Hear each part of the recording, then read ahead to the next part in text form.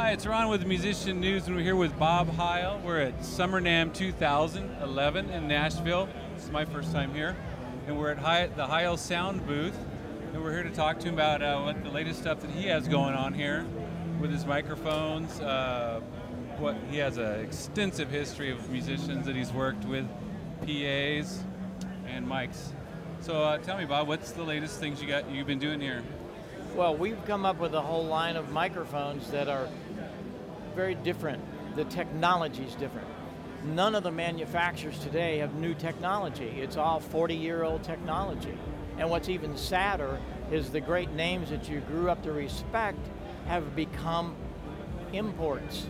And so the quality that we enjoyed back in the 60s and 70s is gone. So it was Joe Walsh, my best friend. He's a ham radio friend of mine. And ham radio is what drives me. I've been a ham since 1956.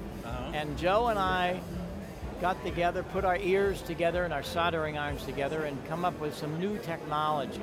Large diaphragm dynamics. I've hated condensers all of my life. They don't deserve to be out here. They're too sensitive. They scratchy on the top end. You got to have phantom power. They pick up everything in the room. Why hasn't somebody done something about that?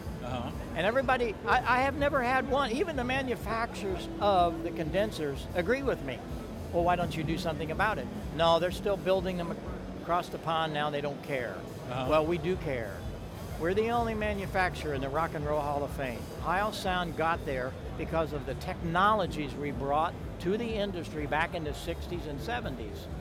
Well, we're doing it all over again in the microphone industry. We have hundreds of leading artists. We're talking Carrie Underwood, Stevie Wonder is what the best ears in the world. He's tossed out everything. It's all Heil. Charlie Daniels. Wow. And the list is endless. Well, along with that is the broadcast industry. We've got over 1,000 stations. It's tossed out all their REs and their Neumanns. They're too sensitive or they're too mushy sounding. They needed articulate things, and we've built that for them. Now we're doing things for the podcast market. We're doing a wonderful thing with Leo Laporte on his Twit network, This Week in Technology.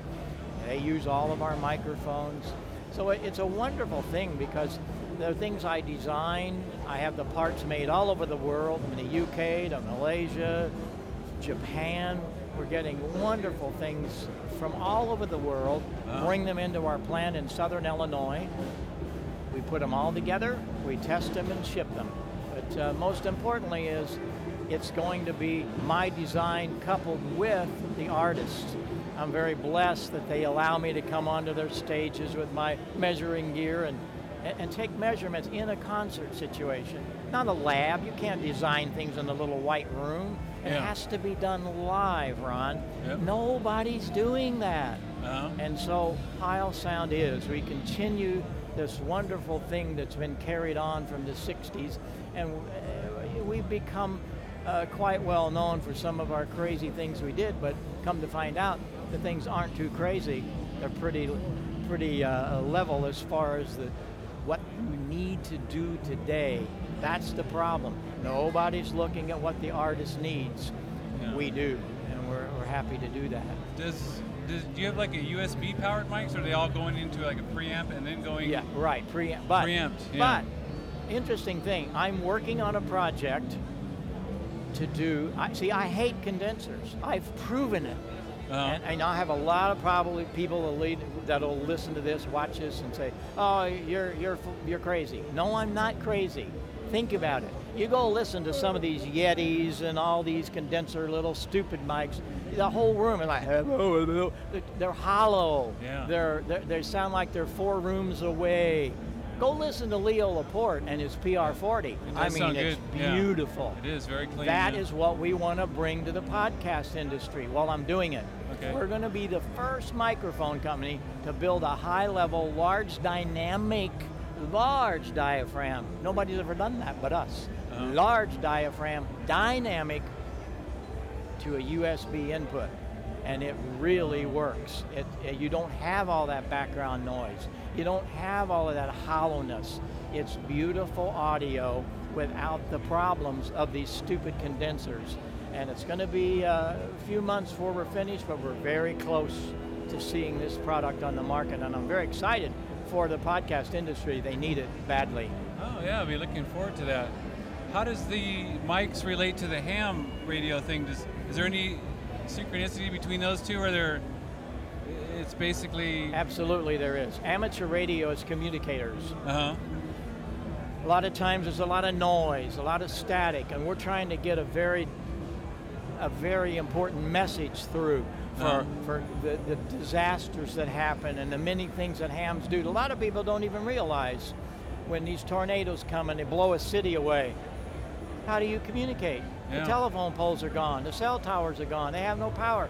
Did you ever think about that? Most people don't. They take it for granted that the Red Cross and they all come into these someone places, will be there, but yeah. and they go, how do you get things happening? You get it with ham radio. It's the only thing that works. The only thing that works. So you actually have the antenna, the transmitter, receiver antennas in your yard. Absolutely. Within your area there. Absolutely. We can bring these things right in and do them portable. But here's the deal. I've learned over the years that I've been a ham, and since 1980, that we've been building microphones for that industry, articulation. Articulation is golden. Understanding the spoken word. Yeah. I don't care about how the quality is for that purpose. I care about getting the message across. And we've learned through building hundreds of thousands of microphones, articulation. And I learned that from people like Paul Klipsch, all of these great old audio engineers that taught me those things. Go back to the early days in the 1930s where Bell Labs did a study of how our ears work. Dr. Fletcher, Dr. Munson, and we applied the sciences into our microphones. Are any of the other guys in this room doing that? No. Yeah. They're just building a product and trying to cram it down your throat with millions of dollars of advertising. No, it's got to be the product that really performs.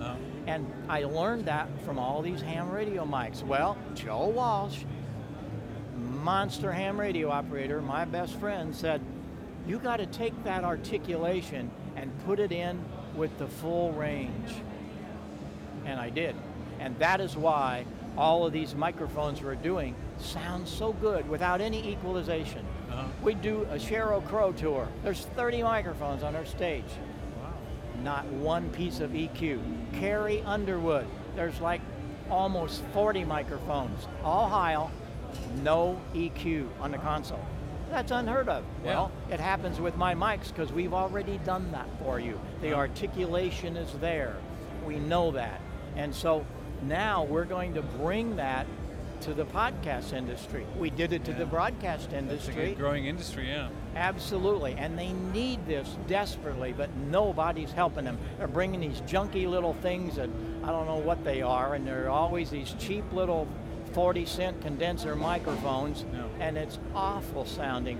It just bugs me to hear these people that sound like they're in 3 rooms away. Do you guys sell direct, or do you just go on your website and look for distributors? We can. We do. They can do that. They can call us. But we have a lot of dealers around the country. Okay. BSW, they're a large reseller that does the broadcast podcast. BGS is another one. SCMS, all of those sell the broadcast industry. Then we have a whole host, hundreds of dealers that do our musical stuff. And our ham radio also. And it's all on our website, heilsound.com. Okay. And we have the list of dealers, and we have both the pro side and the ham radio side. And the dealers are all listed. But hey, worst case, pick up the phone, dial me, and I probably answer the phone. And I love to talk to people. I love to help them share the science, because it's all about science, Ron. Yeah. It's all about science. Yeah. Okay, and we'll look for you on the Ham Nation. Ham Nation. On this is a the program Twit network. Yeah. We put together with Leo Laporte and on his network, and we're on Tuesday night at 8 o'clock Central. We do it live, but you can go up on the Twit network. We have our own Wikipedia page, and you can do all the downloads. And you want to catch show number 1, I had my good friend Joe Walsh on.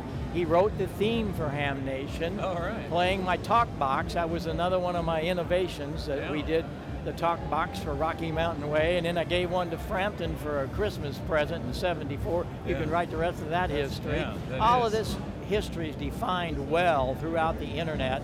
The Wikipedia page of Heil is really full of great stories about our past and why we ended up in the Rock and Roll Hall of Fame. And what a past. Fun stuff. Is that Jeff Beck? That's Jeff Beck.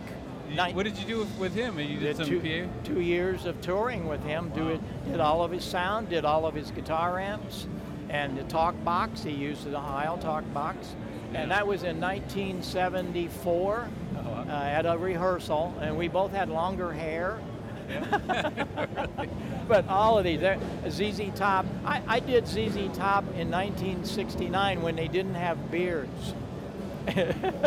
So that's how long we've been that's around. A while ago. Oh, yeah. Picture of Carrie, Stevie, and all the others. And we do like Tool. Dolly.